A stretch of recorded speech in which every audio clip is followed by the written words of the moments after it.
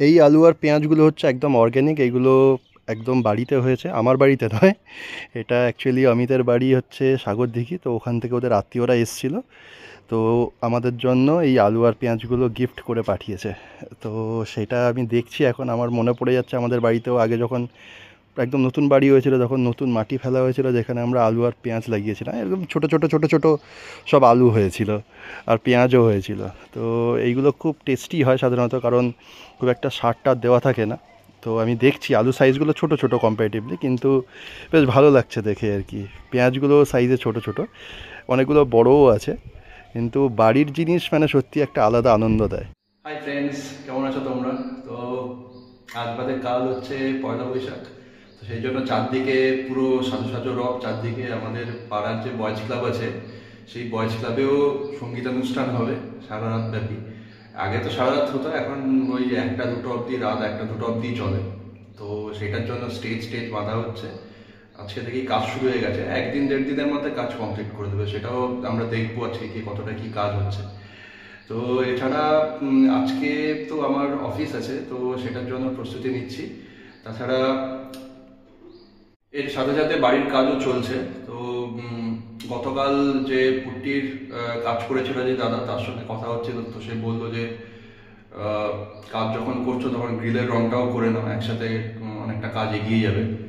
তো গ্রিলের রংটা আমি তো ভাবছিলাম যে কালার করব, তো বললো যে আগে প্রাইমারটা দিয়ে রাখতে হবে, তো না হলে ডাইরেক্ট কালার দিলে কালার উঠে যাবে 1 বছর 2 বছরের মধ্যে। তো সেটার জন্য বললো যে সিলভার কালার একটা আছে, তো ওই সিলভার কালারটা অ্যাপ্লাই করতে হবে 2 কোট, তারপরে ওটা 2 বছর মোটামুটি মানে রেখে দিলেও কোনো চাপ নেই, ওটা প্রাইমারিরই কাজ করবে, আবার দেখতেও ভালো লাগবে।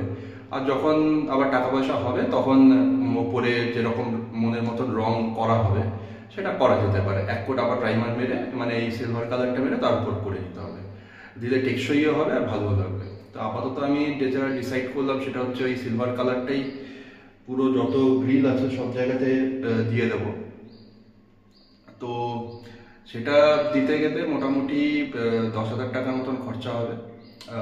6,000 টাকার মতন ওরা লেবার চার্জ নেবে, আর বাদ বাকি মালপত্র যা লাগবে। এবার সেই 6,000 টাকার মধ্যে আমি আবার একটু নেগোশিয়েট করলাম। আমি বললাম যে ওটা 5-এর মধ্যে করে দিতে, ফার্স্টে ওরা 6.5 বলছিল, তো 5-এর মধ্যে করে দিতে বললো, মুখ টুক শুকিয়ে গেল দেখলাম। তারপরে ওরা বললো না আমরা একটু কথা বলে তোমাকে জানাচ্ছি। তারপরে কথা বলে যেটা ওরা বললো সেটা হচ্ছে যে আমরা 6-এর নিচে করতে পারবো না, কিন্তু যেটা আমরা ইনক্লুড করে দেবো সেটা হচ্ছে যে কাঠের যে ফ্রেমগুলো দিয়েছে, দরজার যে কাঠের ফ্রেম, সেই কাঠের ফ্রেমগুলো 2 কোট করে ওরা প্রাইমার করে দেবে। তো সেটার জন্য আলাদা কিছু মালের খরচা লাগবে। তো সেটা আমি বললাম ঠিক আছে, তাহলে একসাথেই করে নেবো যাক। তো সব মিলিয়ে মোটামুটি 10,000-এর মধ্যে কাজটা হয়ে যাবে, মানে 2 কোট হচ্ছে সিলভার কালারের গ্রিলের রং, আর 2 কোট করে হোয়াইট প্রাইমার দরজার কাঠের মধ্যে। তো এইটা মোটামুটি ওরা 3-4 দিনের মধ্যে করে দেবে বলেছে। তো সেটা আমি ওকে স্টার্ট করতে বলেছি। তো গতকাল কথা হয়েছে, আজকে সকালবেলায় মালপত্র এনে সব রেখে দিয়েছে, আমি একটু পরে দেখাচ্ছি কি কি মাল এনেছে। তো কাজটা আজকে থেকে স্টার্ট করবে। কালকে হচ্ছে পয়লা বৈশাখ, কালকে ওদের ছুটি, তো পরশু দিন থেকে আবার কাজ শুরু করবে বলছে। 2-3 দিনের মধ্যেই কাজ হয়ে যাবে, বিরাট মানে বড় কাজ নয়, আর ওরা 3 জন কাজ করবে, তো হয়ে যাবে বলছে। তো আমি সেই জন্য ওদেরকে কাছে কালকে কিছু অ্যাডভান্স দিয়ে দিয়েছিলাম, ওরা আজকে মালপত্র নিয়ে এসে রেখেছে। চলো আমরা সেগুলো একবার দেখে নিই ভালো করে। এই যে এখানে 6 লিটার রং আছে, এগুলো হচ্ছে সিলভার কালারের রং, যেগুলো গ্রিলে অ্যাপ্লাই করা হবে, বার্জারের আনা হয়েছে। তো এটা 4 লিটারের পাওয়া যায়নি, দুটো 6টা 1 লিটারের বোতল নিয়ে এসছে, বলছে দামটা একই দিয়েছে, 4 লিটারগুলো একটু কম দাম হয় আর কি। এখানে আরও কিছু রং আছে, এই ছোট্ট যে বোতলটা দেখছো এটা 200 ml বার্জার, এইটা হচ্ছে তোমার গোল্ডেন কালার আনা হয়েছে, যেটা ব্যালকানির যে ফ্লাওয়ারগুলো আছে, ফুলগুলো আছে তোমার গ্রিলের মধ্যে, সেইগুলোর জন্য। আর এটা হচ্ছে আমাদের যে কাঠের উপরে যে প্রাইমারটা দেওয়া হবে সেইটা, বার্জারের প্যারোট উড প্রাইমার, এটাও ভালো। এটা দরজার যে ফ্রেমগুলো আছে সেটার উপরে অ্যাপ্লাই করা হবে 2 কোট। তো বলছে এইগুলোতে হয়ে যাবে। তো এবার চলো যাওয়া যাক বয়েজ ক্লাবে, দেখি কি হচ্ছে ওখানে। তো এখানে দেখতে পাচ্ছি যে একটা বড় ব্যানার লাগিয়ে দিয়েছে অলরেডি। 4জন সিঙ্গার আসছে, একজন অ্যাঙ্কার আসছে, 2জন ডান্সার আসছে, একদম জমজমাট ব্যাপার হতে চলেছে আর কি। প্লাস পাড়ার ছেলেমেয়েরা তো নাচ গান এইগুলো তো সব করবেই।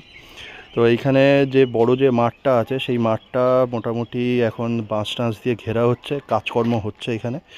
আজকে আর কালকে মোটামুটি বিকেলের মধ্যে তৈরি হয়ে যাবে। এটা তো শুধু জাস্ট মঞ্চ টঞ্চগুলো বানানো হবে, প্লাস তোমার যে লাইট অ্যান্ড সাউন্ড সেগুলোও আসবে। সেইগুলো হয়তো কালকে সকাল থেকে ওরা স্টার্ট করবে, প্লাস চেয়ার টেয়ারের বন্দোবস্ত করবে।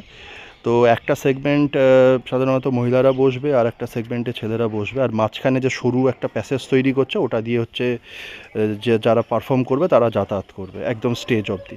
তো স্টেজটা এখনও তৈরি হয়নি, স্টেজটা আমি জিজ্ঞেস করাতে ওরা বললো যে স্টেজটা বিকেলের দিকে তৈরি করবে। তো জায়গাটা বেশ বড়, এটা ক্লাবেরই জায়গা, জায়গাটা বড়, আর এই বছরে আরও মাটি টাটি গার্বেজ টার্বেজ ফেলে আরও জায়গাটা বড় করেছে।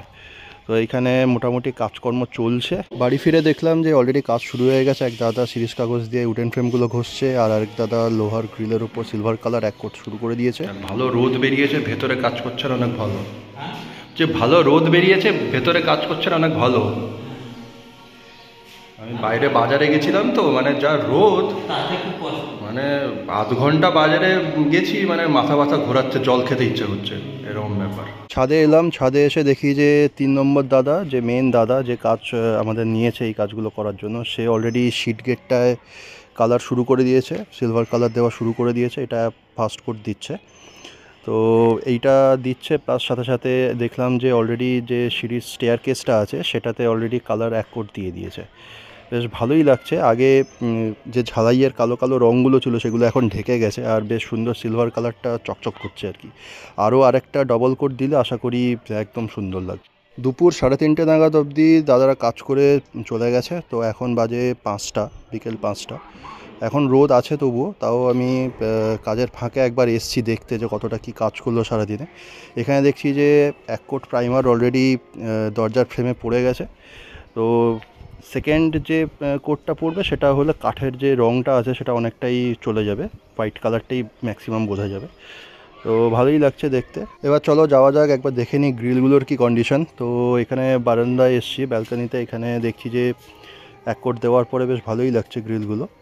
আর এই যে ফুলগুলো আছে, ফ্লাওয়ারগুলো, এই ফ্লাওয়ারগুলোর মধ্যে আমরা গোল্ডেন কালারের রঙটা দেবো, যেটা গতকাল মানে পরের দিন দেবে বলছে।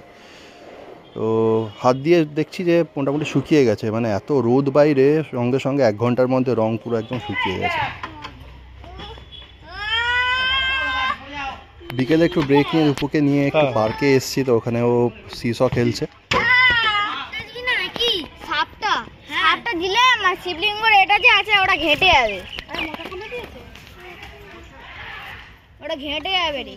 গোলাপটা তো খুব সুন্দর হয়েছে, গোলাপগুলো ওরা বানাচ্ছে, আমি শুধু শিবলিঙ্গটা। আর কি কি বানাবি? আমরা বানাবো সাপ। বানানো হয়নি, সাপ বানাবি? আরে গোলাপগুলো এ করে দে, রেখে দে, কিন্তু আসল ফুলগুলোই দরকার। হ্যাঁ, কালকে সাজাবো ভালো করে। এখন শুধু এগুলো কালকে পুজো করবো, সোমবার দিনই পুজো করবো। হ্যাঁ, আর আমি ধূপটা আমার ঘর থেকে আনবি, ধূপটা আনবি। কিন্তু আমাদের বাড়ির একটুখানি দূরেই একটা নতুন শিব মন্দির করেছে, একদম বেশি দিন হয়নি, রং টং করে খুব সুন্দর লাগছে দেখতে। আজকে একটু হাঁটতে হাঁটতে এসছি এইদিকে, একটু টাইম আছে আজকে, তো সেই জন্য অতসী আর দুপুকে নিয়ে বিকেলে একটু বেরিয়েছিলাম, তো শিব মন্দিরের সামনে এসছি। আজকে ভাবছি যে একটু ভেতরে ঢুকবো, মন্দিরের ভেতরে একটু দর্শন করব, কোনোদিন যাওয়া হয়নি। এই জায়গাটা সাধারণত আমি আসি সকালবেলা বাজার করতে, এই জায়গার সামনে একটু হালকা মার্কেট বসে, তো এখানে শাকসবজি নিই, কিন্তু এই মন্দিরটার ভেতরে কখনো ঢোকা হয়নি। তো এখানে দেখছো যে সন্ধ্যের সময় অনেকে এসে এখানে সুন্দর মোমবাতি জ্বালিয়েছে, তো আমি একটু ভেতরে ঢুকে একটু ঠাকুরকে দেখি। জুতো খুলে আমি মন্দিরের ভেতরে ঢুকলাম, ঢুকে দেখলাম যে শিব পার্বতীর খুব সুন্দর একটি মূর্তি আছে, আর ভেতরে বেশ সুন্দর ধূপধুনোর গন্ধ, আর প্রদীপ জ্বালিয়েছে, মহাদেবের ত্রিশূল আছে। তো এখানে অনেকে পুজো টুজো দিচ্ছে, সন্ধে হয়ে গেছে, এখানে মোটামুটি পুজো চলছে, ভেতরে অনেকে বসেছে, আরাধনা করছে, পুজো দিচ্ছে। তো ঠাকুরটি কিন্তু একদম নতুন, সেই জন্য খুব সুন্দর লাগছে ঠাকুরটি। আর ওপরে একটা সুন্দর ছোট্ট ঝাড়বাতি আছে, আর মন্দিরের চূড়োটা একদম ক্লোজ হয়ে গিয়ে শেষ হয়ে গেছে। তো ছোট্ট মন্দির, কিন্তু বেশ ভালো লাগলো। যাই হোক, অনেকক্ষণ হয়ে গেল, 1 ঘন্টার মতন, এবার ব্রেক শেষ, এবার আমি বাড়ি ফিরবো, কাজে বসতে হবে।